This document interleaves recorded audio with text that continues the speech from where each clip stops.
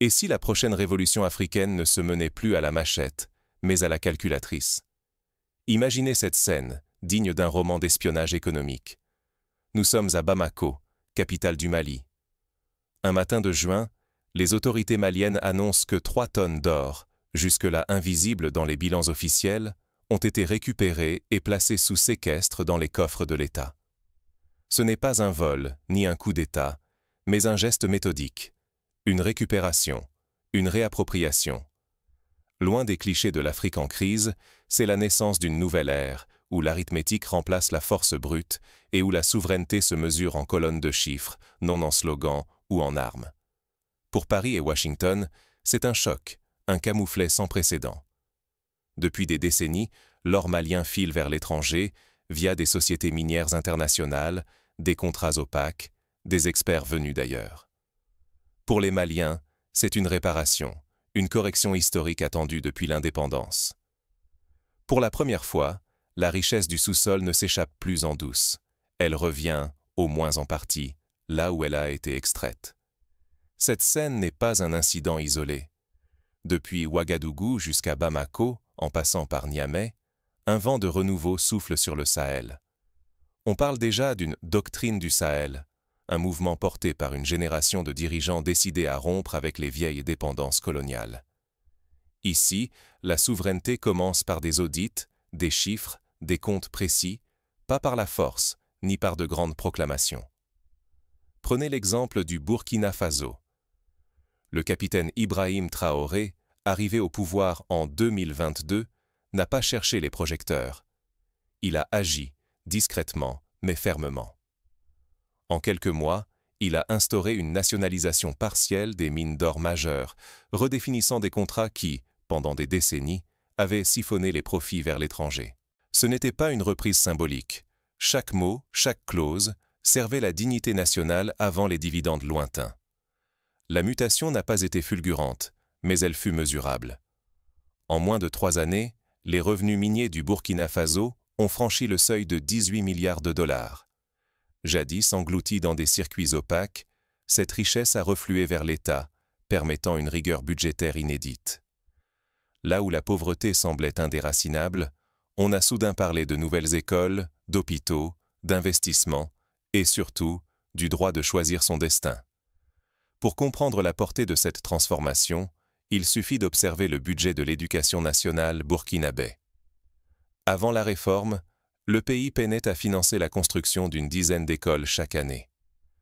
3 ans après la récupération minière, ce sont plus de 150 établissements scolaires qui sortent de terre, notamment dans les zones rurales. Des routes sont goudronnées, l'accès à l'eau potable s'améliore sensiblement. Les chiffres parlent d'eux-mêmes. La part des dépenses publiques consacrées à la santé et à l'éducation a doublé. Mais l'histoire ne s'est pas arrêtée aux portes du Burkina Faso. Plus au nord, le Mali a observé cette transformation, partagée entre prudence et ambition. Le colonel malien Assimi Goïta et son gouvernement, fascinés par la progression mathématique de Ouagadougou, s'apprêtent à suivre la même voie. L'effet domino s'esquisse. Ce qui paraissait exceptionnel devient modèle, et l'onde de choc gagne toute la région. Pourtant, le pari demeure périlleux. L'Afrique a connu de nombreuses tentatives de réappropriation de ses ressources, souvent étouffées par des pressions extérieures ou des blocages internes. Souvenez-vous de la Guinée de Sékou Touré dans les années 60, qui tenta de se défaire du joug français, ou du Zaïre de Mobutu, qui nationalisa les mines, mais sans parvenir à transformer l'essai faute de gouvernance et de stabilité. L'histoire montre que la réappropriation des ressources n'est pas une garantie de prospérité. Elle exige rigueur, transparence et vision à long terme. S'emparer d'une mine, c'est amorcer la reconquête. Mais que se passe-t-il lorsque l'État se retrouve confronté à l'appétit vorace des puissances mondiales? Le véritable combat commence là où la souveraineté rencontre la tempête. Au Mali, la tentation de briser les chaînes se heurte à une réalité plus brutale. Ce qui a fonctionné à Ouagadougou survivra-t-il à l'épreuve du feu malien? Quand l'État cesse d'être arbitre pour devenir joueur, tout vacille. Le colonel Goïta a compris que l'administration prime sur l'arbitrage. Sous son impulsion, la doctrine du Sahel prend corps. Audits massifs, révision des concessions minières, contrôle accru des exportations. Pour la première fois, la production aurifère est gelée temporairement sur certains sites stratégiques, le temps de clarifier les flux financiers et de démasquer les fraudes. Le scandale Barrick Gold en offre la preuve. Lors d'un conflit fiscal, ce ne sont pas quelques lingots qui s'évaporent, mais près de 3 tonnes d'or placées sous séquestre à Bamako. Les marchés s'agitent, une rumeur de crise enfle. Pourtant, à la stupéfaction générale, la production d'or malienne ne faiblit pas. Elle grimpe même, dépassant ce qu'elle était il y a 2 ans. Les chiffres officiels confirment une hausse de 12% de la production entre 2023 et 2025. Le Mali, loin de plier, montre qu'il peut imposer ses règles. La doctrine devient limpide. Désormais, l'or doit se plier à la loi malienne, non plus à des clauses héritées du passé colonial. C'est une rupture nette avec l'ancien ordre, une refonte des règles où Bamako exige la souveraineté totale sur ses ressources, pas seulement un meilleur partage. Pour imposer cette révolution, le colonel Goïta a ordonné des audits sans précédent sur toutes les concessions minières. Résultat, fraude mise au jour, réseau de bureaucrates corrompus démasqués, parfois même des fonctionnaires trop liés à la tutelle étrangère. L'État doit maintenant réhabiliter ses propres institutions pour reprendre la main sur ses richesses, quitte à bouleverser ses partenaires et à rompre des habitudes forgées depuis des décennies. Mais cette reconquête s'accompagne de résistances farouches. À l'intérieur, des hauts fonctionnaires mettent en garde contre le risque de sanctions ou de coupure de l'aide internationale. À l'extérieur, les bailleurs de fonds agitent la menace de l'isolement, de pression diplomatique, voire d'un retrait massif des investisseurs. Chaque décision malienne devient un pari sur la stabilité, la crédibilité et même la place du pays sur la scène internationale. Des exemples historiques illustrent la difficulté de la tâche. En Iran, dans les années 50, la nationalisation du pétrole par Mossadegh avait suscité une réplique immédiate des grandes puissances, avec un embargo et, à terme, un coup d'État. Au Venezuela, la reprise en main du secteur pétrolier par Hugo Chavez a permis une redistribution des richesses, mais a aussi exposé le pays à des sanctions et à des crises économiques. À ce stade, tout reste fragile. Le Mali joue sa stabilité économique et sa dignité nationale. Un seul faux pas, et c'est le chaos ou l'isolement. Mais s'il tient bon, alors la renaissance souveraine devient possible, non seulement pour Bamako, mais pour tout le Sahel. Mais jusqu'où cette stratégie peut-elle aller? Le prochain acte nous plonge dans les calculs et les risques du pari souverain. Ce que l'on prenait pour une simple imitation s'est mué en doctrine collective, en langage partagé, en contagion révolutionnaire. Après le Burkina Faso et le Mali, c'est le Niger qui s'engage, sous la houlette du général Abdourahmane Tiani. Le pays annonce la reprise en main des mines d'or nationales et lance sans détour la renégociation des contrats d'uranium, longtemps verrouillés par des intérêts étrangers. Ce mouvement dépasse la scène nationale. Il prend la forme d'une alliance inédite. En septembre de l'an 2023, le Burkina Faso, le Mali et le Niger fondent l'Alliance des États du Sahel, l'AES. Officiellement, il s'agit de sécurité et de défense. Mais dans les faits, le pacte érige une nouvelle philosophie. L'économie doit servir la souveraineté, et non l'inverse. Les mots changent, les habitudes aussi. Fini le temps où l'on attendait le feu vert des chancelleries occidentales pour toucher à ses propres richesses. Le modèle fascine et inquiète. À Accra, à Dar es Salaam, à Kinshasa, certains dirigeants observent, calculent et s'inspirent. Au Ghana, des voix s'élèvent pour réclamer la révision de contrats miniers qui saignent l'économie locale. En Tanzanie, le débat sur la nationalisation des mines d'or ressurgit avec force. Au Congo, le cobalt et le cuivre s'invitent dans les débats parlementaires. Ce qui semblait une anomalie devient peu à peu une référence. L'effet domino n'est plus une théorie. C'est un frisson qui parcourt le continent. Prenons l'exemple de la Zambie, qui dans les années 2000 avait tenté de renégocier ses contrats miniers avec les géants étrangers du cuivre. Les premières années furent difficiles, avec une baisse temporaire des investissements, mais à moyen terme, le pays a réussi à augmenter ses recettes fiscales et à financer des programmes sociaux ambitieux.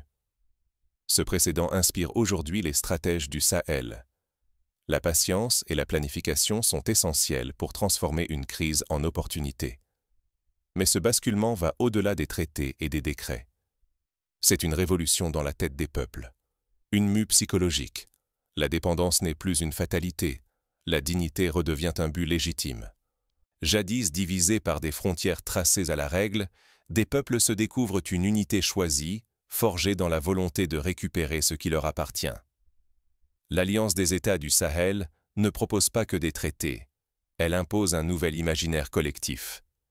Face à cette montée en puissance, les réactions occidentales oscillent entre le déni, l'inquiétude et la panique. À Paris, à Londres, à Washington, on redoute l'apparition d'un syndrome de souveraineté. La crainte que l'exemple du Sahel se propage et que toute l'Afrique revendique le droit de compter pour elle-même. Les agences de notation menacent de dégrader la note des pays frondeurs, les entreprises minières parlent de risques politiques, mais la dynamique est lancée. Une fois le contrôle touché du doigt, il ne se lâche plus sans résistance. Pourtant, l'audace reste risquée. La contagion du modèle peut transformer l'économie africaine, à condition de résister aux pressions extérieures et de surmonter ses propres fragilités. S'émanciper, oui, mais sans tomber dans l'improvisation ou l'isolement. La souveraineté, pour tenir ses promesses, doit être forte, réfléchie et durable. Pour y parvenir, les États du Sahel multiplient les ateliers de formation et d'échange d'expertise. À Bamako, des jeunes ingénieurs sont envoyés en stage au Ghana pour apprendre à gérer des raffineries d'or. À Niamey, des séminaires sont organisés sur le contrôle des exportations d'uranium. À Ouagadougou, les universités créent de nouveaux cursus en gestion minière et en droit des ressources naturelles. Mais la route vers la souveraineté n'est jamais sans embûches. Entre rêves de renaissance et menaces de chaos, chaque choix devient décisif. Comptez l'or, mais comptez surtout l'évolution des esprits. Car au Sahel, la révolution ne s'évalue plus simplement en lingots ou en contrats, mais en mentalité transfigurée et en stratégie pleinement assumée. Un basculement décisif s'opère. Les mines ne sont plus des trophées figés, mais des leviers pour bâtir des raffineries, financer des routes, ouvrir des écoles et électrifier des villages. Ce mouvement est porté par des investissements locaux et une volonté populaire qui ne faiblit pas. Les indicateurs sont sans équivoque. Les exportations d'or, de manganèse ou d'uranium connaissent une progression inédite. Des milliers d'emplois apparaissent, autant dans les campagnes que dans les villes. Pour la première fois depuis plusieurs générations, les budgets nationaux affichent des excédents. La santé et l'éducation se financent sans attendre l'aumône étrangère. Pour illustrer, prenons la ville de Kayes, au Mali. Jadis, la population voyait passer les camions d'or sans jamais en percevoir les retombées. Désormais, une partie des taxes collectées finance la réfection du principal hôpital, l'installation de panneaux solaires et la bourse d'études pour une centaine d'étudiants issus de familles modestes. Pourtant, la véritable révolution est discrète. Elle se joue dans les têtes.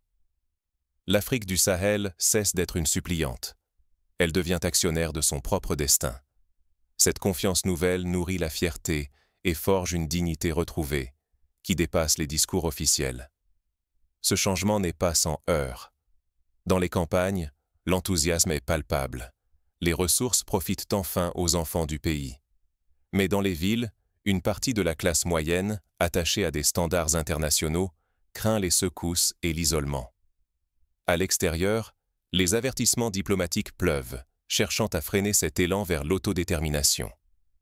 Face à ces résistances, une grammaire panafricaine nouvelle s'invente. Dans les universités, sur les places publiques et au sein des ministères, la souveraineté devient un apprentissage commun. Elle se transmet, se discute, se défend. Elle n'est plus un simple slogan, mais une discipline quotidienne. Pour que cette révolution tienne, les sociétés du Sahel mettent en place des mécanismes de contrôle citoyen. À Bamako, des comités de suivi des dépenses publiques sont créés, composés de membres de la société civile, de journalistes et de représentants syndicaux. À Ouagadougou, des campagnes d'information expliquent à la population comment sont utilisés les revenus miniers. La transparence devient une arme aussi puissante que la nationalisation. Si cette révolution tranquille tient, Elle offrira à l'Afrique un précédent décisif, celui d'un continent transformant ses ressources en levier d'émancipation. Mais si elle échoue, c'est la résignation qui l'emportera, et la dépendance reprendra ses droits. Mais que signifie ce tournant, concrètement, pour les sociétés du Sahel? Pour comprendre l'impact au quotidien, il faut plonger dans la vie de celles et ceux qui incarnent cette transformation. Prenons le cas d'Aïssata, institutrice à Sikasso. Avant la réforme, elle devait enseigner à 60 élèves dans une salle délabrée. Désormais, grâce aux fonds issus des mines, l'école a été rénovée, le matériel modernisé, et les effectifs par classe sont passés à 35 élèves. Elle témoigne. Pour la première fois, je sens que mon travail sert à bâtir l'avenir du pays, et pas seulement à le maintenir à flot. Ou encore, Moussa, jeune ingénieur en géologie, qui a été recruté par une compagnie minière nationale après ses études à l'université de Bamako. Il participe aux audits des concessions et dit « Nous avons enfin les moyens de vérifier, de compter, de contrôler. » Cela change tout dans la façon dont nous percevons notre avenir professionnel. Et si la vraie richesse du Sahel n'était pas enfouie sous la terre, mais nichée dans la volonté de ses peuples? Aujourd'hui, le Sahel nous révèle une vérité neuve. La souveraineté ne se pèse plus seulement en tonnes d'or, mais en capacité à écrire ses propres règles. Ce vent venu de Ouagadougou, mûri à Bamako, n'est pas qu'un simple transfert de propriété. C'est une révolution silencieuse qui change la manière dont l'Afrique se pense et s'impose. Réclamer ses ressources, c'est d'abord réclamer le droit de choisir, même au risque de l'isolement. Certains y voient une folie. Menaces de sanctions, pression, instabilité. Mais d'autres y lisent le prix de la dignité, d'une justice retrouvée, et l'espoir d'un avenir où l'Afrique ne regarde plus le progrès à travers la vitre des autres. Derrière ce bras de fer se joue l'avenir du continent. Resterons-nous figés dans un système hérité, ou deviendrons-nous les bâtisseurs d'une prospérité nouvelle? L'enjeu dépasse l'économie. Il est moral, politique, presque vital. Ce que tentent le Burkina Faso, le Mali et le Niger, c'est de faire de l'indépendance un fait, non plus un mot, et de la traduire dans chaque geste, chaque contrat, chaque once, chaque baril. Ce n'est pas la fin d'une histoire, mais l'aube d'une ère inédite. Une ère où la maîtrise des ressources ne sera plus un slogan, mais un acte quotidien, exigeant vigilance et responsabilité. Reprendre le contrôle, c'est embrasser la transparence, la justice et penser aux générations à venir. La doctrine du Sahel nous tend un miroir. Oserons-nous remettre en question nos modèles? Aurons-nous le courage de porter une vision qui dérange, mais qui pourrait rapprocher l'Afrique de la puissance qu'elle mérite? Ce n'est pas la richesse brute qui fonde la souveraineté, mais la capacité à la transformer pour le bien commun, à résister aux tempêtes et à donner du sens à chaque choix. Ici, l'Afrique joue une partie décisive, la renaissance ou l'éternel recommencement. L'histoire retiendra-t-elle le courage d'avoir tenté ou la prudence d'avoir cédé? La boucle est bouclée.